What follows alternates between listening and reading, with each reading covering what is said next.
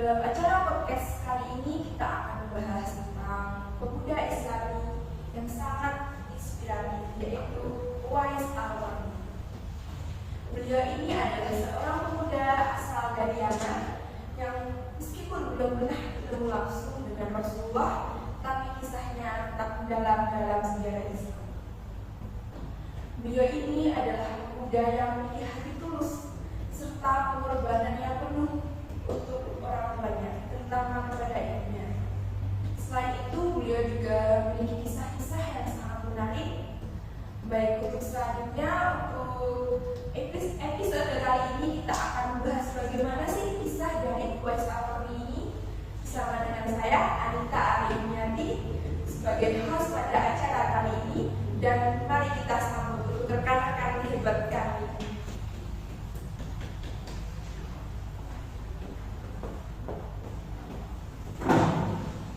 Halo Mbak Mas, selamat pagi. Selamat pagi. Mari untuk Mbak Mas bisa memperkenalkan diri. Oke, terima kasih. Perkenalkan, nama saya Mas Putra, bisa dipanggil Mas. Saya ambil dari Kamiro, saya ambil dari Baik, kita akan lanjutkan dari kisah Uwais Al-Qarni. Jadi apa sih yang membuat kisah Uwais Al-Qarni ini menjadi menarik? Oke, Uwais Al-Qarni sendiri lahir di Kam, Yaman, dalam kondisi yang penuh tantangan dan keterbatasan. Sejak ia kecil, ia harus menghadapi kesedihan akibat kehilangan ayahnya tercinta.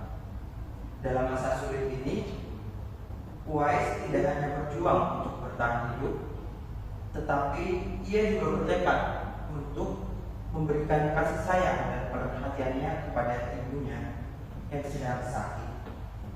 Kesulitan tersebut membentuk karakternya menjadi sosok yang penuh kasih sayang dan memiliki kesabaran yang sangat sabar. Dedikasinya kepada ibunya menjadi inti kehidupannya. Uwais menghabiskan hari-harinya untuk merawat ibunya dengan penuh pengorbanan, dan ia berusaha untuk memenuhi segala kebutuhannya, sehingga dalam keterbatasan kehidupan Uwais dan ibunya ini sangat dalam penuh keterbatasan, sehingga Uwais tidak bisa secara langsung bertemu dengan Nabi Muhammad, tapi ia bertekad untuk mengamalkan dan memahami apa saja ajaran-ajaran Nabi Muhammad yang dapat ia amalkan dalam kehidupan sehari-harinya. Ketulusannya dalam beribadah dan kepatuhannya ini membawa dia dikenal oleh sahabat-sahabat Nabi. Warisan hidupnya ini menjadi pelajaran berharga bagi kita tentang kasih sayang dan pengabdian kepada orang tuanya tanpa pamrih. Jadi sebenarnya beliau ini belum pernah bertemu langsung dengan Nabi Muhammad SAW ya. Tetapi dari kisahnya tersebut kayak kita bisa mengambil sisi positif dari hasil pengorbanannya. Oh ya, kalau boleh tahu apa sih sebenarnya pengorbanannya dari beliau ini? Karena sering disebut sebagai pemuda yang sangat inspiratif dalam sejarah agama Islam. untuk pengorbanannya sendiri, karena beliau ini dikenal sebagai pemuda yang taat kepada ibunya, yang sangat sayang pada ibunya. Jadi pengorbanannya itu dia itu tidak pernah tidak mengabulkan satu pun keinginannya ibunya. Jadi dia itu pasti mengabulkan apapun yang ibunya inginkan.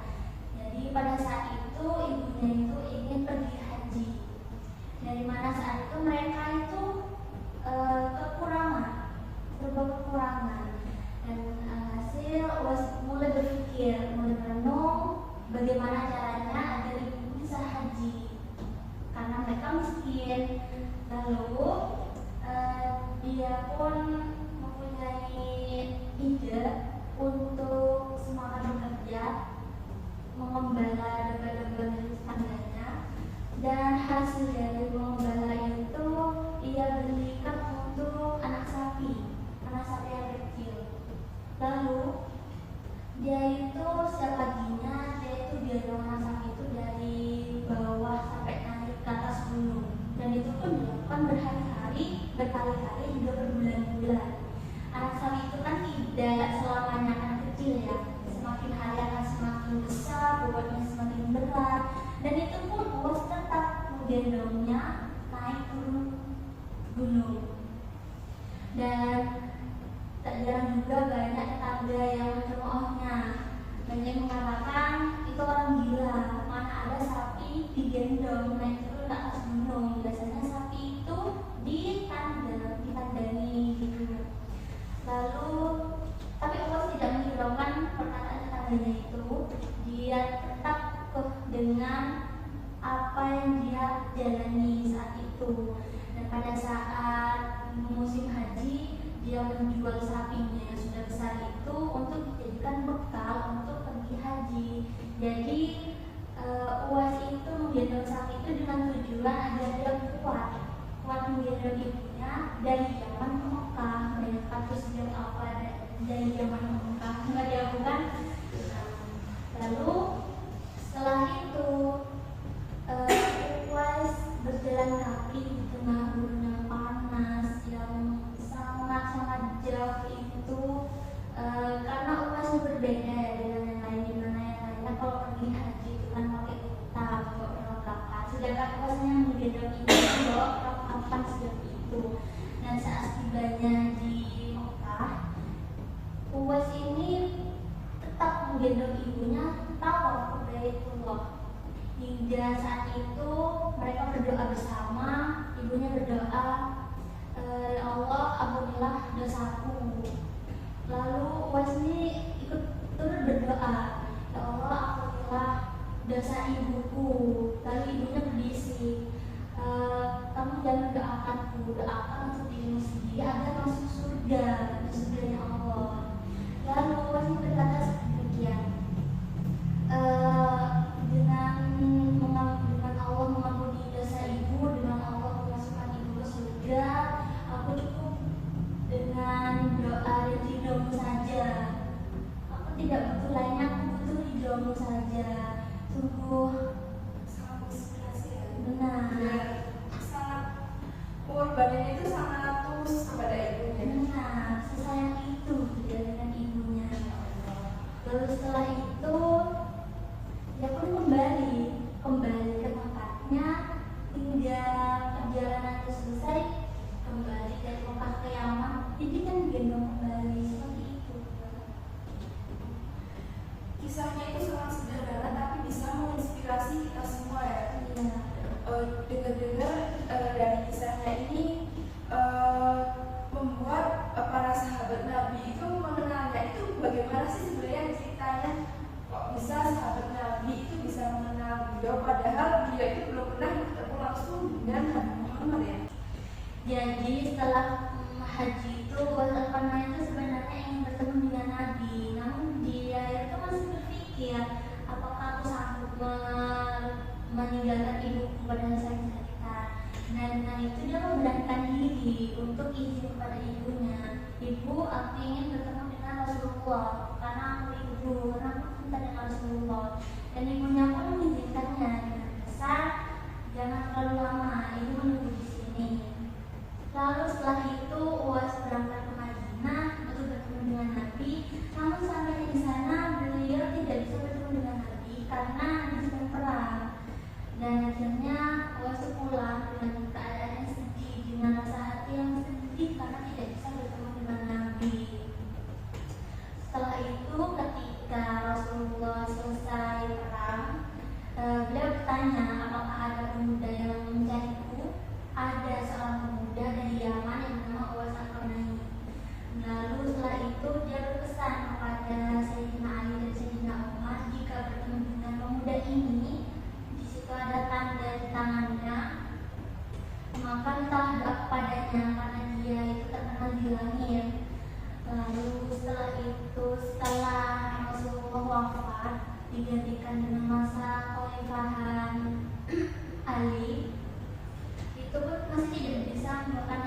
yang masih tidak bisa menemukan Uwais Al-Qarni yang mana.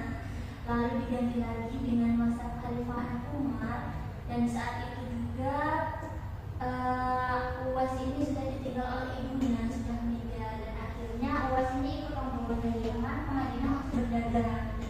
Dan saat itu juga ada Khalifah Umar di daerah tersebut dan menanyakan, karena kedatangan rombongan dari Yaman ya, apakah di sini ada yang nama Uwais Al-Qarni, pemuda dari Yaman? Saya Uwais mengajukan dirinya karena dia merasa mungkin itu namanya saya gitu. Lalu Sayyidina Umar melihat ternyata ada tanda di tangannya sesuai pesan Rasulullah. Lalu setelah itu dia mengatakan, saya minta doamu karena Rasulullah berpesan bahwa kamu adalah penghuni langit. Jadi Uwais Al-Qarni ini mengatakan, tidak, seharusnya aku yang minta doa kepada Khalifah karena aku ini orang biasa. Tidak, tapi Rasulullah mereka menjadikan kamu gitu. Lalu akhirnya Uwais ini mendoakan Sayyidina Umar dan berpesan, setelah ini anggap saja kita tidak bertemu, lupakan kejadian hari ini dan yang katakan kalau Uwais Al-Qarni itu saya, kisahnya itu seperti apa tidak usah dikatakan. Seperti itu kisahnya. Dari kisah yang sudah disampaikan oleh Mas Dimas dan Mbak Bagis ini, kita bisa mengambil hikmahnya ya, sebenarnya dari Uwais Al-Qarni ini memiliki hati yang sangat tulus dan pengorbanannya untuk ibunya yang sakit-sakitan, dan dia memiliki sifat yang tidak sombong dan rendah hati. Makanya itu dia dikenal oleh sahabat-sahabat Nabi ya Mbak ya. Oke, selanjutnya ini kan pasti dari kisahnya ini kan mesti memiliki kontribusi. Sebenarnya apa sih kontribusi dari Uwais ini terhadap perkembangan agama Islam, dan bagaimana sih teladan yang dapat kita ambil sebagai pemuda di era sekarang yang era modern ini? Baik, kontribusi Uwais Al-Qarni dalam perkembangan agama Islam sendiri tidak terlalu mengikuti, tidak secara langsung berperan penting dalam perkembangan agama Islam di era Nabi Muhammad. Namun Uwais Al-Qarni memiliki sifat yang mencerminkan ketulusan dan keikhlasan dalam beriman kepada Allah Subhanahu wa taala. Kehadirannya sebagai simbol spiritual menunjukkan bahwa kedalaman iman tidak selalu terlihat dari posisi atau kekuasaan yang dimiliki seorang umat. Uwais mampu menginspirasi banyak orang melalui sifat kesederhanaan hidupnya dan komitmennya terhadap nilai-nilai agama dan ajaran agama Islam, dan ia menerapkannya dalam kehidupan sehari-hari yang lebih mendalam daripada sekedar retorika belaka.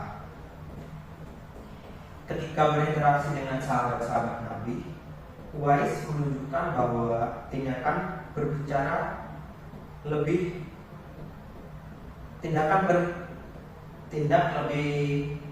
lebih baik daripada kata-kata belaka. Sikapnya yang rendah hati dan penuh kasih sayang terhadap sesama menggambarkan esensi sejati dari iman seseorang, yang mengajarkan kita bahwa praktik-praktik nilai-nilai spiritual seperti empati, pengorbanan merupakan cara yang paling efektif untuk menyebarkan kebaikan dan menguatkan ikatan antar umat beragama tanpa perlu mengandalkan pengaruh atau kekuasaan dari seseorang.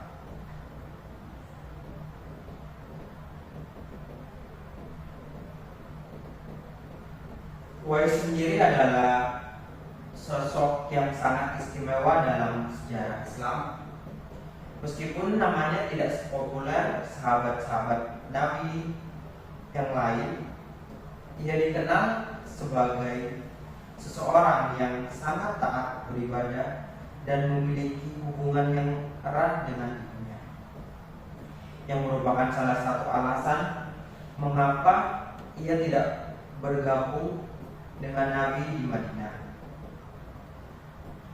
Dalam pandangan banyak ulama tentang Uwais Al-Qarni adalah contoh kesalehan yang mengutamakan bakti kepada orang tua yang sering kali diabaikan oleh masyarakat umumnya, terutama masyarakat modern pada abad saat ini.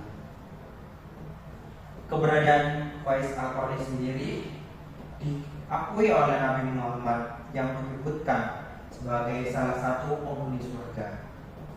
Ia menunjukkan betapa besar pengaruhnya di sisi Allah, meskipun ia tidak dikenal secara luas oleh umat Islam.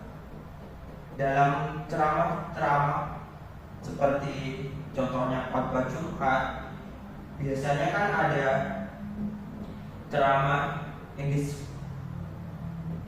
disampaikan, pasti ada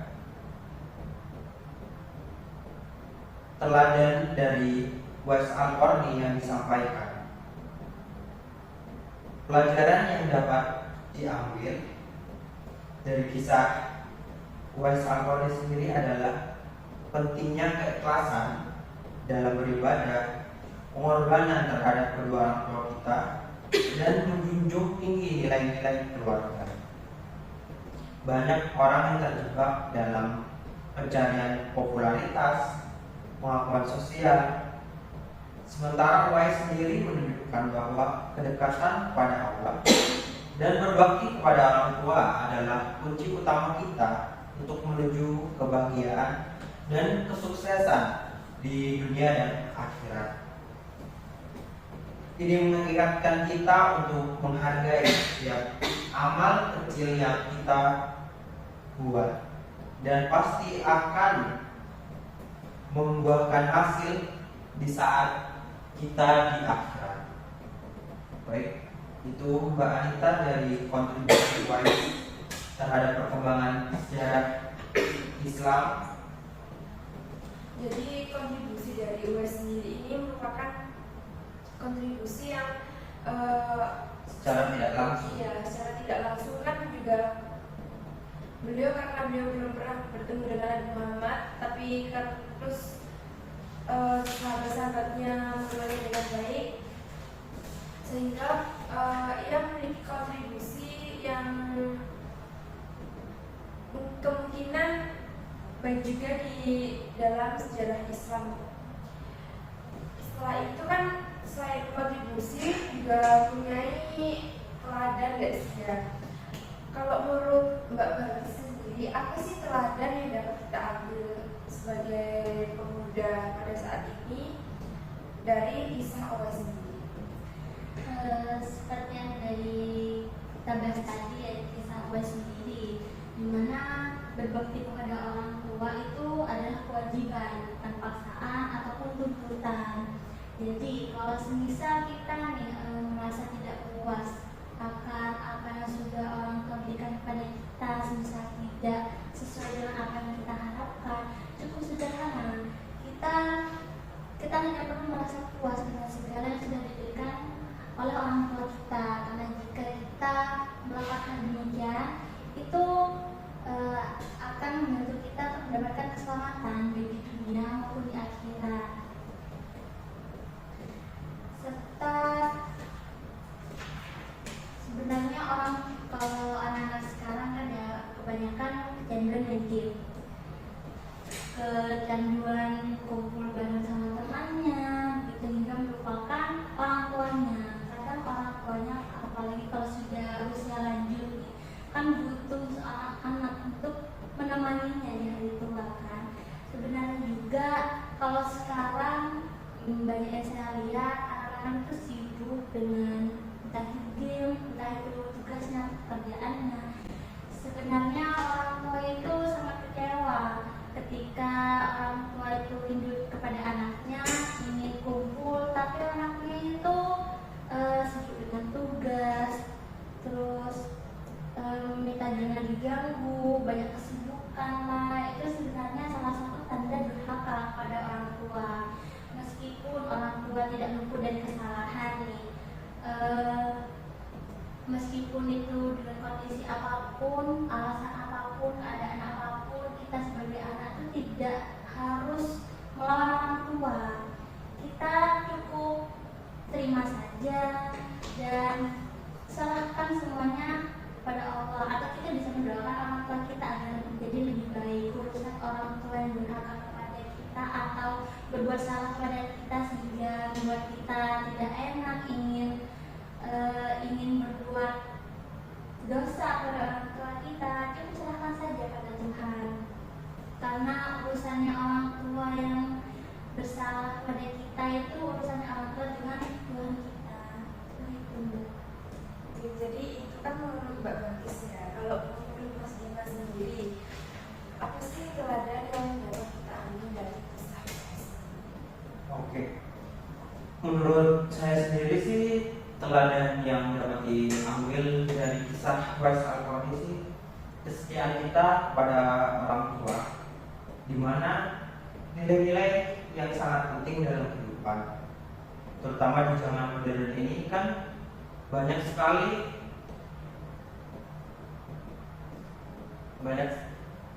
anak-anak yang kurang baik terhadap kedua orang tuanya, atau kurang menghormati terhadap kedua orang tuanya. Banyak sekali orang-orang yang terjebak dalam popularitas dan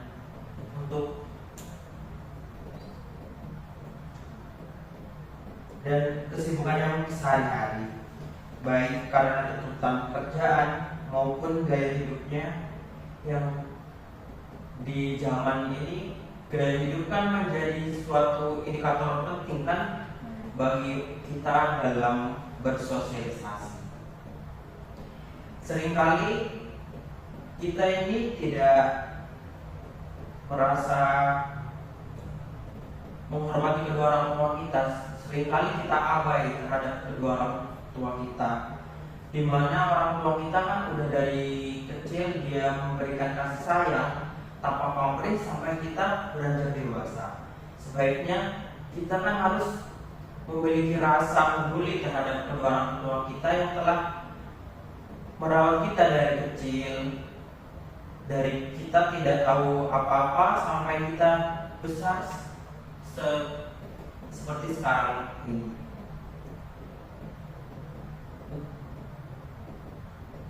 Iya, sebenarnya untuk mencari ridho Allah itu tidak perlu jauh-jauh ya Mbak, tidak perlu pergi ke syekh minta doanya atau sampai ke makam-makam wali ke sana ke sini. Cukup ridho orang tua saja, karena dalam hadis riwayat At-Tirmizi saja Nabi Muhammad SAW itu bersabda, ridho Allah ada dalam ridho kedua orang tua, sedangkan murka Allah berada dalam murka orang tua.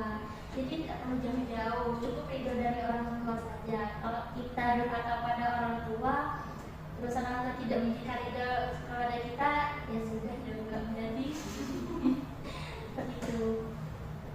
Jadi dari pendapat Mas Dimas dan Mbak Abda sendiri kan banyak ya teladan yang dapat kita ambil. Terus kita sebagai seorang anak, meskipun orang tuanya tidak bisa memberikan contoh yang baik, setidaknya kita akan berusaha berbakti lah ya kepada orang tua kita untuk mencari ridhonya.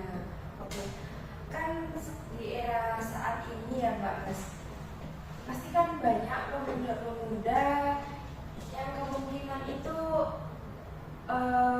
minim keagamaan gitu ya. Jadi kan banyak sekali yang masih membentak orang tua, masih suka sama orang tua itu masih suka lawan lah ya. Itu bagaimana sih pendapat dari Mbak Mas sekalian? Apalagi kan sekarang zaman modern ya, banyak kayak gitu, pasti kan terpengaruh gitu loh. Bagaimana sih pendapat dari Mbak Mas?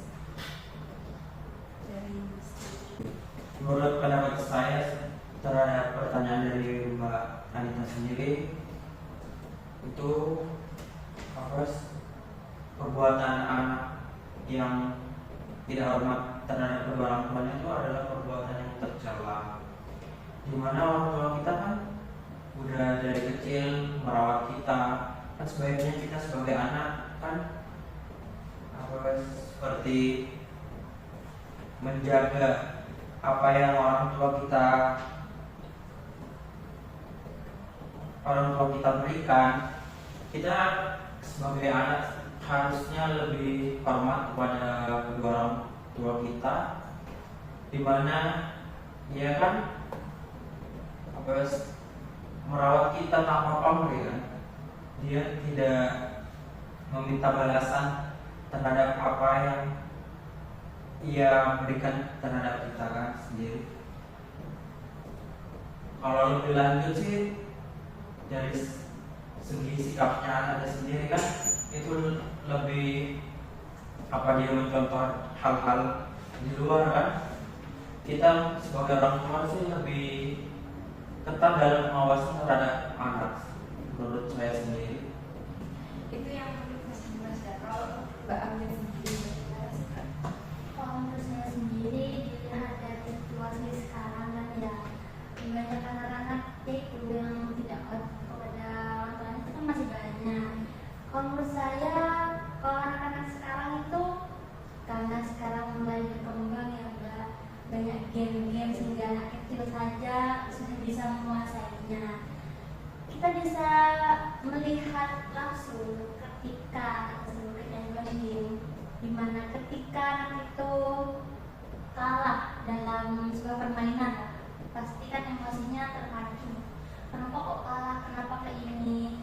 Dan itu bisa menjadi sikap yang akan menjadi permanen itu ke dirinya sendiri, dan akan menimbulkan sikap yang tidak patuh juga kepada orang tuanya. Misal dimintain untuk orang tuanya, pasti akan mengikuti, nanti dulu, ini masih main game. Kebanyakan seperti itu kan Mbak. Atau dari kasus-kasus yang sudah ada sekarang sih kan banyak, seperti kita bisa ambil kasusnya Lali. Itu sepertinya tidak boleh mengata-ngatai orang tua, karena itu sudah termasuk dosa besar kan Mbak. Juga jika kita sudah tumbuh rasa sayang pada orang tua kita, itu kita tidak mungkin berani lewat di depannya Mbak. Pasti akan lewat di belakangnya, kecuali ketika kita melayani mereka, pasti akan seperti itu. Juga kita tuh jika ada rasa sayang seperti Uwais, kita akan menghormatinya. Ketika kita belajar seperti ini, sebenarnya kita mungkin punya juga kesalahan seperti ini, karena setiap orang tidak luput dari kesalahan. Juga kalau kita ingin emosi kepada orang tua kita karena seperti menghakimi kita renungi dulu Mbak. Orang tua kita ini sudah susah-susah mengandung kita 9 bulan, istri kita itu pun belum lagi merawat kita, dan bahkan masih belum kita diraki, nggak dimuntahi. Jadi kita ingat jasa ayah kita, di mana ayah kita itu meluangkan waktunya untuk bekerja, meluangkan pikirannya, meluangkan tenaganya untuk sesuatu nasi, untuk membuat ibu dan anaknya itu sehat, memenuhi sandang pangan kita. Jadi kita ketika ingin memberikan balasan kepada orang tua kita, diingat kembali jasa-jasa orang tua kita sebelum-sebelumnya, seperti itu Mbak. Jadi dari kedua pendapat Mas Dimas dan Mbak Berti sendiri kan, sebenarnya anak itu durhaka itu memang dari faktor lingkungannya sendiri ya Mbak. Jadi seorang anak yang durhaka itu sebenarnya itu terkena pengaruh dari luar, apalagi di era yang modern seperti ini kan sangat rawan sekali ya, apalagi dengan berkembangnya media sosial, terus kayak banyak konten-konten. Iya, konten-konten games-games online seperti itu kan membuat jiwa anak tersebut menjadi kemungkinan mudah emosi ya lah. Terus juga terbentuk rasa-rasa Keinginan. iya itulah ya. Terus kita sebagai seseorang yang insya Allah menjadi manusia yang kedepannya memiliki sifat yang baik dan kita bisa mencontoh teladan dari UAS Al-Qarni ya Mbak Mas. Oke, dari kesimpulan podcast hari ini, UAS Al-Qarni itu termasuk tokoh sejarah Islami yang memiliki sifat yang tidak sombong, terus sangat berbakti kepada orang tua, tulus, sehingga beliau ini sangat dikenal oleh sahabat-sahabat Nabi ya Mbak Mas. Oke, jadi kita sebagai seorang mahasiswa di era modern ini kita juga harus bisalah mencontoh dari kebaikan UAS Al-Qarni ini, mencontoh sifat-sifatnya, terus mencontoh bagaimana ia bisa merawat kedua orang tua, merawat ibunya sehingga ibunya itu tidak merasa kekurangan kasih sayangnya. Baik, itulah podcast dari kami. Mohon maaf jika banyak kesalahan kata. Kami akhiri. Wassalamualaikum